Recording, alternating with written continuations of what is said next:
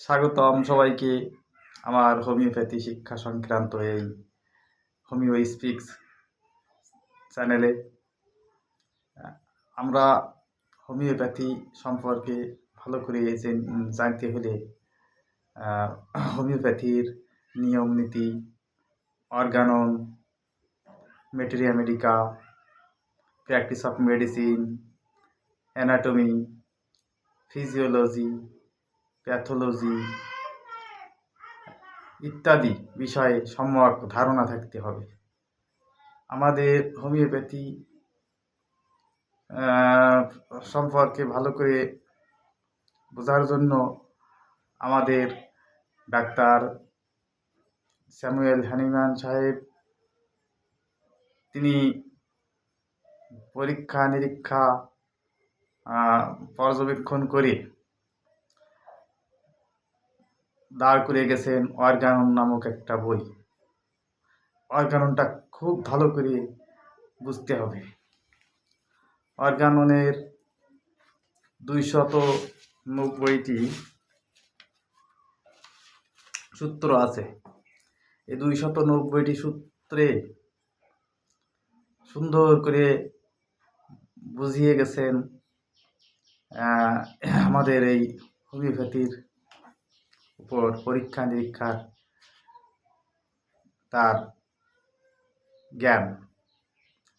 এর ভিতর পড়লে আমরা জানতে পারবো জীবনী শক্তি কি, আদর্শ আরোগ্য কি, ভালো চিকিৎসকের গুণাবলী কি, অ্যালোপ্যাথি চিকিৎসার ক্ষতিকর দিকগুলো কি ছিল, সেখান থেকে আত্মমানবতা বা মানব জাতির আরোগ্যের দিকে নিয়ে যেতে হলে কি করতে হবে, তারপরে কিভাবে আমাদের হোমিওপ্যাথি ওষুধ তৈরি হয়েছে, হোমিওপ্যাথি ওষুধের যে ম্যাটেরিয়া মেডিকা সম্পর্কে কিছুটা জ্ঞান, সব কিছু এখানে আছে। সেখানে রোগ লক্ষণ কিভাবে নির্বাচন করতে হবে, কিভাবে মাত্রা, কিভাবে শক্তিকরণ ইত্যাদি ইত্যাদি ভালোভাবে জানতে হবে। আর আমাদের যে মূল নীতি, যে রোগীকে চিকিৎসা করতে হবে, যে কোনো শুধুমাত্র রোগের দিকে না, টোটাল সামগ্রিকভাবে রোগীকে চিকিৎসা করাই আমাদের মূলনীতি। তার জন্য এই হোমিওপ্যাথির এই জ্ঞান চর্চা। আমাদের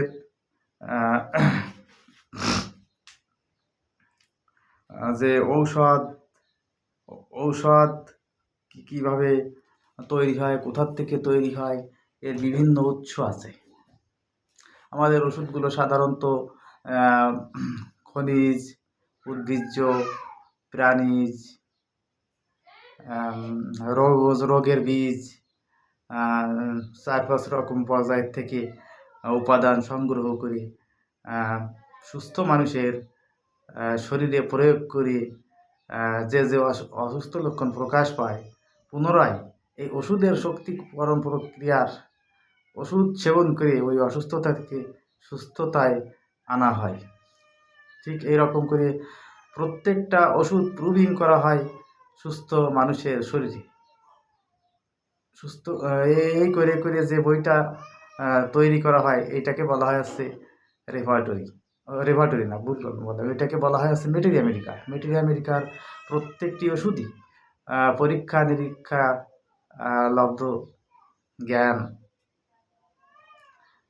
তাই হোমিওপ্যাথিকে একেবারে আর কি ওই বিজ্ঞান না বলে যে আঙুল দেখায় যারা,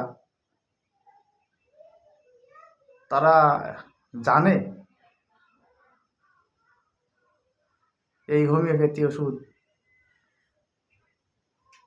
কতটা বিজ্ঞানসম্মত, মানুষের শরীরে প্রয়োগ করে তারপরে সেটা লিপিবদ্ধ করা হয়।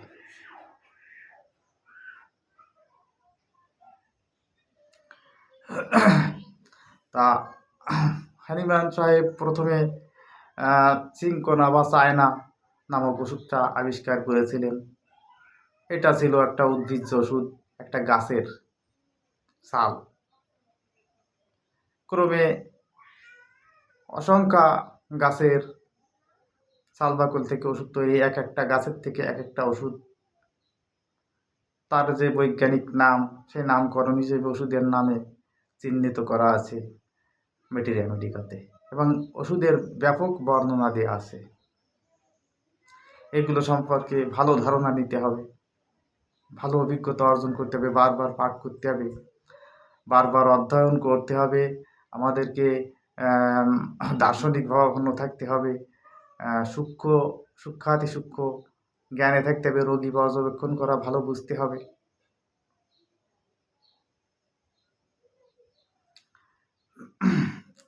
ওষুধের শক্তি নির্ণয়, মাত্রা নির্ণয়, রোগীর জীবনী শক্তির প্রকৃতি, রোগীর ব্যক্তিত্ব, চরিত্র, বিশেষ লক্ষণ ও অদ্ভুত লক্ষণ, অনেক কিছু জানতে হবে। কোনটাকে বিশেষ লক্ষণ বলা হয়, কোনটাকে অদ্ভুত লক্ষণ বলা হয়। আবার মানসিক লক্ষণের গুরুত্ব আছে, সামগ্রিক লক্ষণ, আঙ্গিক লক্ষণ, বিভিন্নভাবে জাস্টিফাই করতে হয়। এজন্য বলা হয় হোমিওপ্যাথিকে গাণিতিক সত্য, ইহা গণিতের মতো সত্য। গাণিতিক প্রক্রিয়ায়, অর্থাৎ ওই রেপার্টরি যে বইটা আছে, লক্ষণ কোষ বা রেপার্টরি, একান্ত পর্যায়ে মেটেরিয়া মেডিকা ভালো আয়ত্ত করার পরেও রেপার্টরির সাহায্য নিয়ে আমাদেরকে এগোতে হয়। আর প্র্যাকটিস অফ মেডিসিন, অর্থাৎ ব্যবহারিক যে মানে বইটা, যে বইটা আর কি সরাসরি রোগ সম্পর্কে জানতে হয় এবং প্র্যাকটিস করতে কাজে লাগে, এ সবগুলোই লাগে। অন্তত প্রধানত 4টি বই ভালো করে জানা লাগে: অর্গানন, মেটেরিয়া মেডিকা, রেপার্টরি আর প্র্যাকটিস অফ মেডিসিন। এই 4টা দিকে সবচেয়ে বেশি নলেজ রাখতে হয়। অর্গানন, মেটেরিয়া মেডিকা, রেপার্টরি আর প্র্যাকটিস অফ মেডিসিন, এই 4 বই সম্পর্কে প্রচুর অভিজ্ঞতা নিয়ে হোমিওপ্যাথিতে সফলতা নির্ভর করে। আর যেহেতু আমাদের শরীরের ভিতরেই রোগ হয়, শরীরের ভিতরেই আমাদের মন বা আত্মার বসবাস, এই আত্মার উপস্থিতিতেই শরীরটা জীবিত, আর আত্মার অনুপস্থিতিতে শরীরটা মৃত। আত্মাকেও অস্বীকার করা যায় না, আর আত্মার বাহক এই শরীর, আর আত্মার অবস্থিতির সাথে সাথে যে জীবনী শক্তির যে অবস্থান, এটাও সম্পর্কে ভালো ধারণা থাকতে হবে। এ কি অস্বীকার করতে পারবেন? আত্মা অস্বীকার করা যায়? মন কি অস্বীকার করা যায়? তারপর শরীরে আসে। এই আত্মা বা মন বাদ দিলে তো শরীর জড় পদার্থ হলো। তা আমরা তো জীব, মানুষ তো জীব, মানুষ তো জড় পদার্থ না। তাই তার চিকিৎসার বিষয়েও সেই কায়দায় ভাবতে হবে বা বিশ্লেষণ করতে হবে। তাহলে সেটা দার্শনিক এবং বিজ্ঞানের যে সমন্বয়, দর্শন এবং বিজ্ঞানের যে সমন্বয়, সেটা চলে আসে। এইরকম দর্শন এবং বিজ্ঞানের সমন্বয়ে অন্য কোনো প্যাথি কিন্তু নাই। আর এই পরমাণু শক্তি বিজ্ঞানের যে কথাটা, তাও এই হোমিওপ্যাথির মতো অন্য কোথাও আছে কিনা, ঔষধের শক্তিকরণের ভিতরে তার কত করে বুঝবো, কত করে বলবো।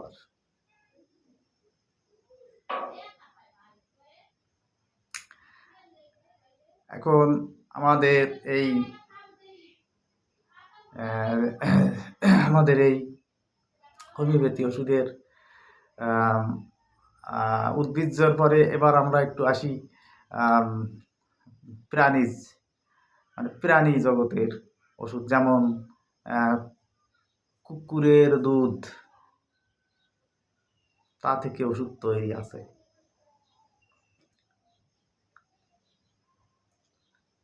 ব্যাঙের গ্রন্থি, তার ভিতরে যে রস, গ্রন্থি রস, এই আমাদের এই কুনো ব্যাঙের, এ থেকে ওষুধ তৈরি আছে। এগুলো হলো প্রাণীজ। আবার আমাদের খনিজ ধাতু যেগুলো আছে, সোনা, রূপো, তামা, লোহা, এগুলো এক একটি ওষুধ।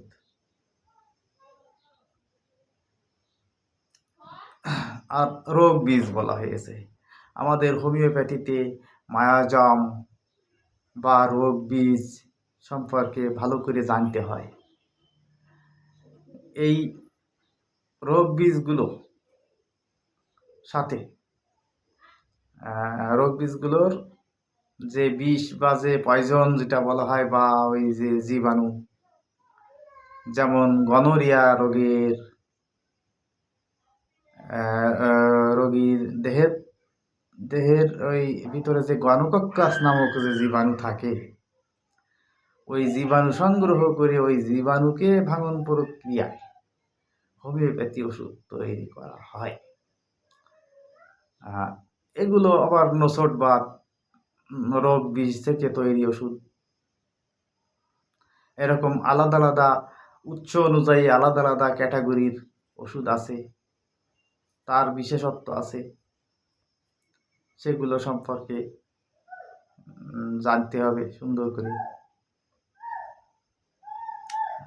এভাবে মানে বারবার পড়তে হবে, জানতে হবে, খুঁজতে হবে, পরীক্ষা নিরীক্ষা করতে হবে।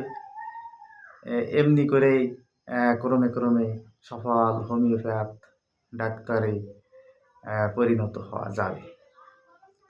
আগামী পর্বগুলোতে আমি সহজে সহজে বুঝিয়ে যাব এই হোমিওপ্যাথি ডাক্তার হওয়ার জন্যে। আপনারা ফলো করবেন, সাবস্ক্রাইব করে রাখুন। ধন্যবাদ।